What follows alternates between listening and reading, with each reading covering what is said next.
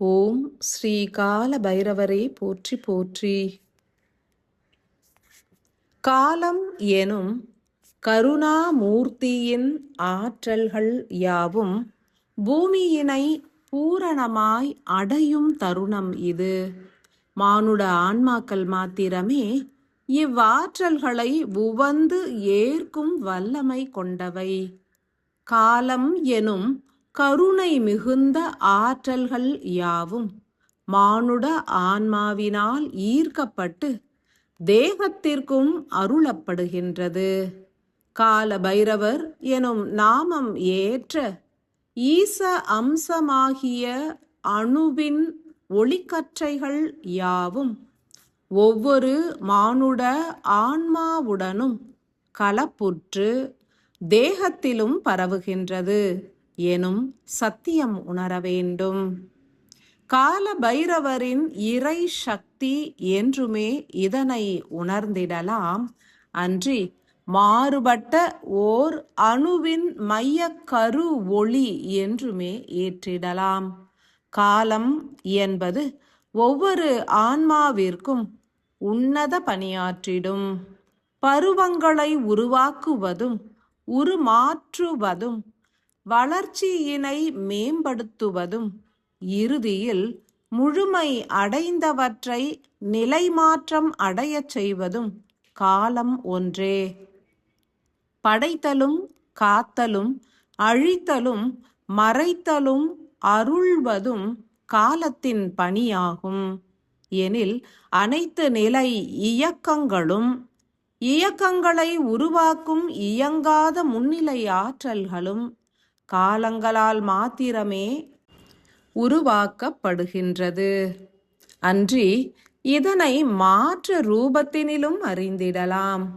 உருவாகும் அனைத்தும் உருவாக்கப்படுகின்ற அனைத்தும் உருவாக்குகின்ற ஆற்றலின் வெளிப்பாடுகளும் இணைந்து உருவாக்குவதே காலம் என்றும் அறியலாம்.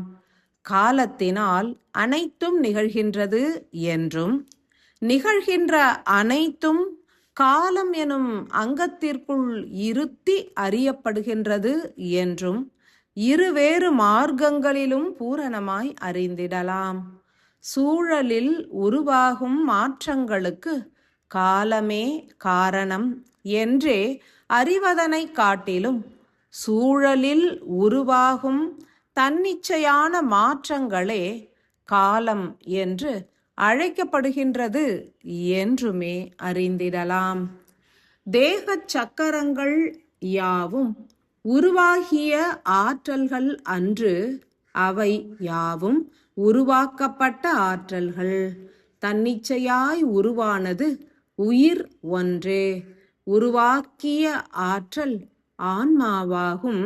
அனைத்தும் உருவாவதற்கு மூல காரணம் பரமாத்மாவின் ஆற்றல்களாகும். எனில் காலம் என்பது மாறுபட்ட சூழல்களில் வேறுபட்ட செயல்களை ஏற்கின்றது என்பதே சத்தியம்.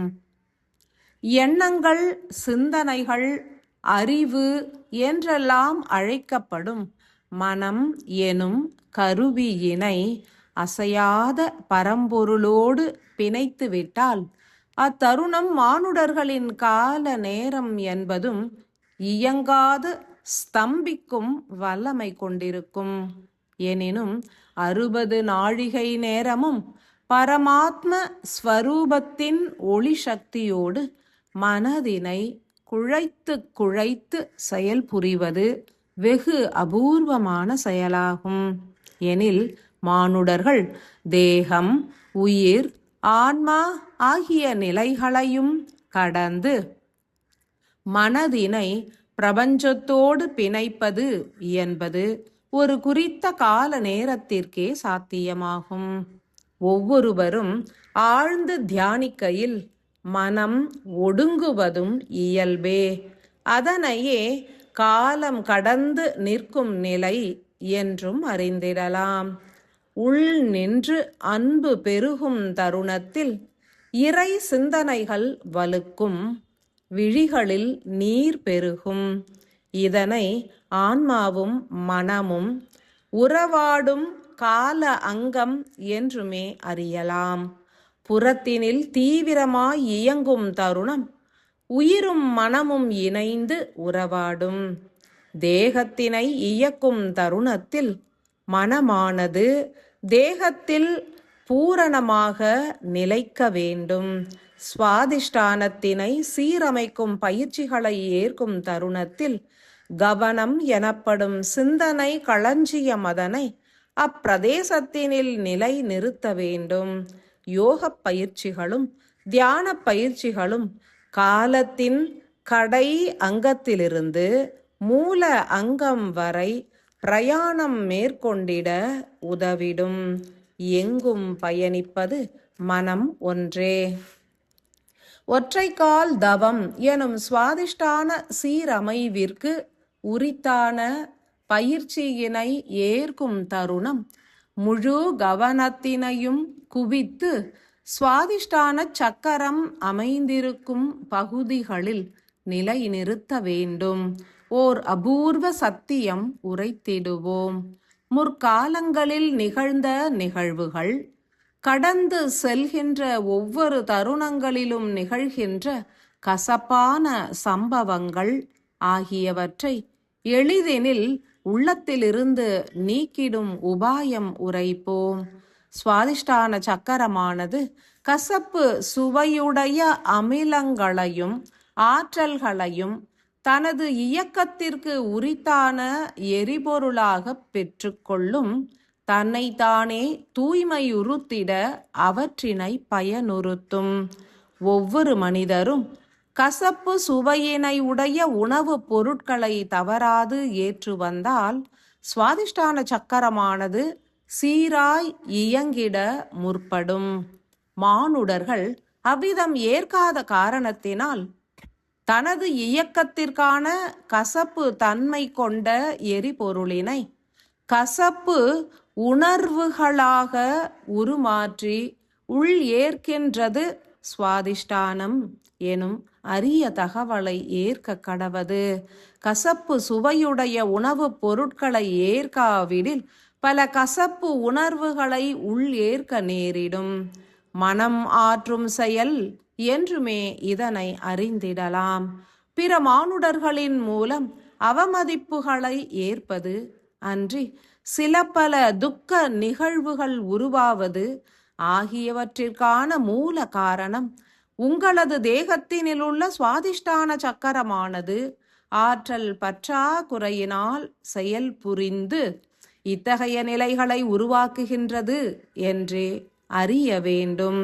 கசப்பு சுவையுடைய முதன்மை அமிலம் ஒன்றே சுவாதிஷ்டானத்தினை சீரமைக்கும் எரிபொருளாகும். உணவுகளின் மூலம் அவ்வாற்றலை ஏற்க இயலாத தருணங்களில் தேகமானது மனதின் துணையினை நாடுகின்றது. இதன் மூலம் புற வாழ்வில் துக்க நிகழ்வுகளும் கசப்பான சம்பவங்களும் உருவாக்கப்பட்டு அதனின்று வெளிப்படும் உணர்வுகளின் மூலம் கசப்பு தன்மை கொண்ட அமிலத்தினை தேகமானது உருவாக்கி கொள்கின்றது. பல மனிதர்கள் தங்களது வாழ்வினில் கசப்பு உணர்வுகளை அதிகம் ஏற்க நேரிடும். இவ்விதம் கசப்பான சம்பவங்களே புறத்தினில் தொடர் செயலாய் உருவாகின்றது எனில் அதற்கான மூல காரணம் சுவாதிஷ்டான சக்கர இயக்கத்தின் குறைபாடுகளே என்று உணர வேண்டும்.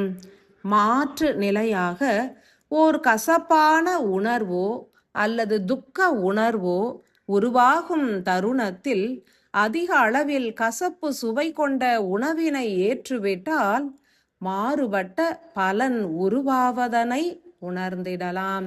சுவாதிஷ்டான சக்கர சீரமைவு பயிற்சிகள் யாவும் சிவனாரால் உருவாக்கப்பட்டு அருளிய காரணத்தினால் அனைவரும் இதன் சத்திய நிலைகளை ஆழமாய் உணர்ந்து ஏற்க வேண்டும்.